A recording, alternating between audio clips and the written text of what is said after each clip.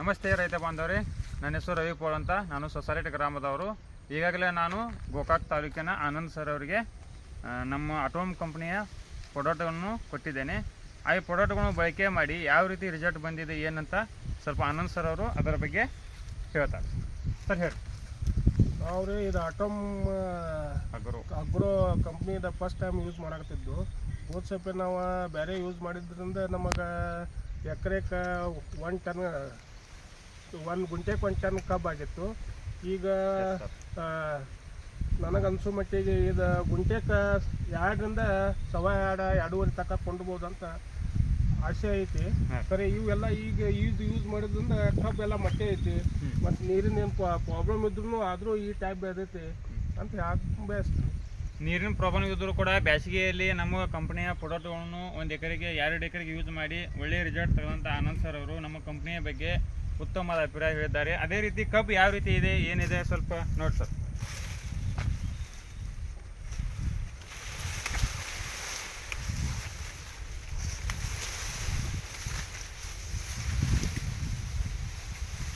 ಎಲ್ಲ one type ಇದೆ.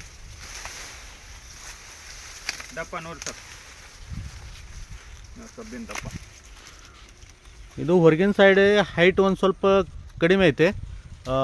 ಹೀಗೆ ಮಳೆ ಆಗೋದ್ರಿಂದ ನಮಗೆ ಒಳಗಡೆ ಹೋಗ್ಲಿಕ್ಕೆ ಬರಂಗಿಲ್ಲ. ಬಟ್ ಒಳಗಿನ ಸೈಡ್ ಕಬ್ಬಿಂದ ಹೈಟು ಇದು 6 ತಿಂಗಳ ಕಬ್ಬು ಐತೆ ಅಂತ ಹೇಳ್ತಾರೆ. ಇದು 6 ತಿಂಗಳದ ಕಬ್ಬು ಐತಿ. ಓನ್ಲಿ 6 ತಿಂಗಳ ಕಬ್ಬ ಈ ಟೈಪಿ ಬೆಳೆದೈತಿ ರವಿ ಸರ್. ಈಗ ನಿಮಗೆ ಒಳಗಡೆ ಹೋಗ್ಲಿಕ್ಕೆ ಬರೋದಾಗಲಾಗೈತಿ. ನೀರು ಐತ್ರಿ ಒಳಗಡೆ, ಈ ರೀತಿ ಐತಿ ಸರ್. ಈಗ ಇದು ನಮ್ಮದು ಪ್ರಾಡಕ್ಟ್ ಯೂಸ್ ಮಾಡಿ ನೀವು ಖುಷಿ ಇದ್ರಲ್ಲ, ಆನಂದದಿಂದ ನೆಕ್ಸ್ಟ್ ಬರೋದ್ರಿಂದ 4 ಎಕರೆಗೆ ಯೂಸ್ ಮಾಡ್ಬೇಕಂತ ಆಸೆ ಇದೆ. ಮತ್ತು ನೀವು ಇದ್ರ ಬದಲ್ದಾಗ ರೈತರಿಗೆ ಏನು ಹೇಳೋಕ್ಕೆ ಇಷ್ಟಪಡ್ತೀರಾ? ಇದು ಯೂಸ್ ಮಾಡಿರಿ, ಬೇರೆ ಯೂಸ್ ಮಾಡಕ್ಕೆ ಹೋಗ್ಬೇಡ್ರಿ. ಇದು ಆರ್ಗ್ಯಾನಿಕ್ ಐತಿ, ಚಲೋ ಐತಿ. ಹಾಂ, ಇದು ಎಲ್ಲರೂ ಯೂಸ್ ಮಾಡಿ ನೋಡಬೇಕು. ಇದು ಅಟೋಮ್ ಕಂಪ್ನಿಯ ಬಗ್ಗೆ ವಿವರಣೆ ಮತ್ತು ಯೂಸ್ ಮಾಡಿದಂಥ ರಿಸಲ್ಟ್ ಬಗ್ಗೆ ಹೇಳಿದ್ದಕ್ಕೆ ಆನಂದ್ ಸರ್ಗೆ ಧನ್ಯವಾದಗಳು. ನಮಸ್ಕಾರ.